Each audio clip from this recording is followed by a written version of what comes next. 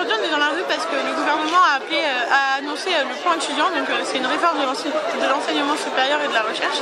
Et donc nous on est contre ce plan étudiant pour plusieurs choses. Il y a déjà la mise en place de la sélection à l'entrée de l'université, et pour nous c'est quelque chose qui nous paraît juste aberrant, alors qu'aujourd'hui en France on a la chance, en tout cas encore un peu, d'avoir un accès libre à l'enseignement supérieur, ou en tout cas à l'université. Et remettre en cause ça, c'est remettre en cause tout un système d'éducation français, tout le service public qu'il y a autour.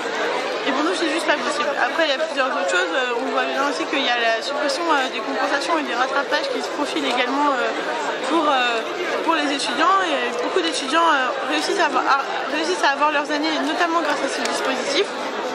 Et pareil, nous, on est contre la suppression de ça parce que ça va faire encore plus d'échecs, etc. Il y a aussi la suppression de l'APB. Il y a eu un gros fiasco l'année dernière. Il y a eu 4000 étudiants qui se sont retrouvés sans orientation en septembre. Sous couvert de ce fiasco et du tirage au sort, ils mettent en place la sélection. Et nous, justement, on pense que ça ne doit pas être le fiasco dans l'APB. Il faut apprendre de ça. Mais par contre, il faut justement augmenter les moyens de l'université. Nous, on est pour, à l'UNIF en tout cas, on est pour qu'il y ait 1 milliard en plus qui soit mis chaque année dans l'enseignement supérieur. Et on pense que c'est que comme ça que les problèmes d'échecs, les problèmes de place, etc. pourront être résolvés. Pour ma part, c'est pour faire un point sur toutes les autres mesures de cette réforme qui nous attaque. Parce qu'il n'y a pas que la question de la sélection à l'entrée de l'université, c'est aussi tout le format de l'université qui est attaqué, qui est changé, mais pas dans le bon sens.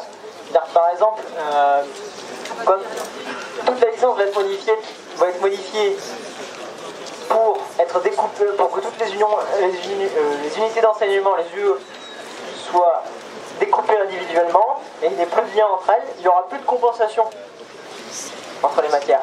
Donc si vous ratez une matière, vous la ratez aussi au rattrapage, et du coup vous foirez votre année, vous foirez votre... voilà, donc il faudra vous réinscrire pour cette unité d'enseignement dans les années qui suivent. Et forcément ça ne va pas être gratuit. Voilà. Donc quand vous arriverez au bout de 5 ans et qu'il vous manquera 30 crédits, disons, sur les 360 qu'il vous faut, sur les 300 qu'il vous faut pour valider vos 5 ans d'études, et ben ça va vous coûter un sacré paquet de pognon. Voilà. Autre chose, le ministère a trouvé une solution géniale pour parer au problème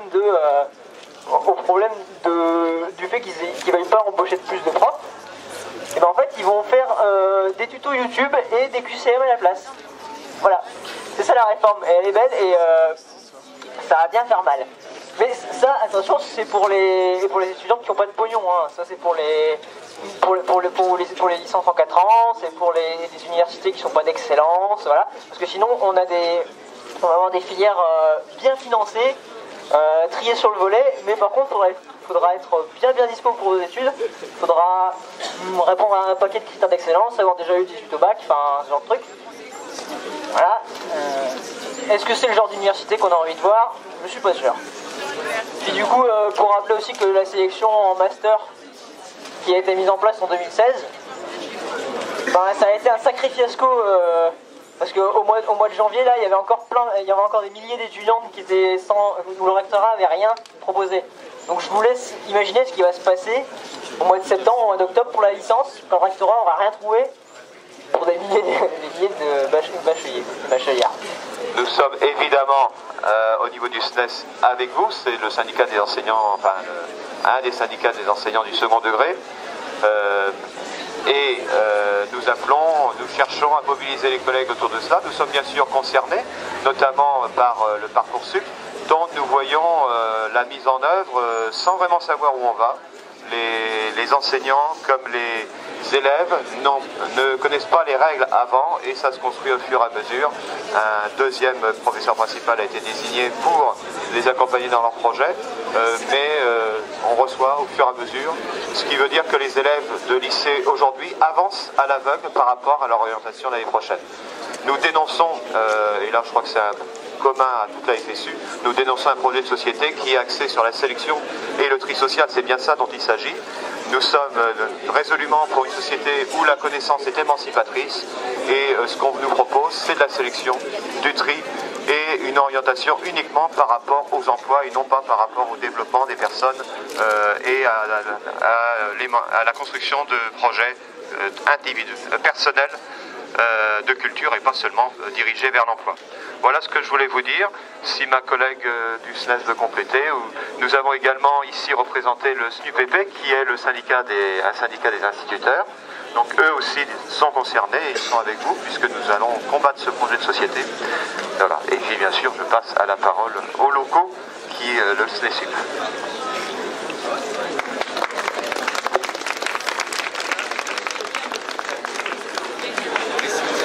Brièvement, pour ne pas rajouter à ce qui a déjà été dit, peut-être un point sur la question d'abord du fait que cette réforme entérine le principe que le baccalauréat ne serait plus le premier grade universitaire. Avec les attendus de fait, l'idée que le baccalauréat est le titre d'accès à l'enseignement supérieur perd de sa signification. Ça, c'est la première chose.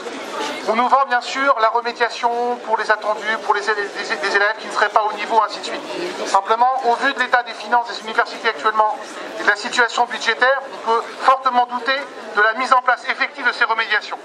Par ailleurs, l'autre aspect, c'est aussi que ça change la fonction de la formation universitaire.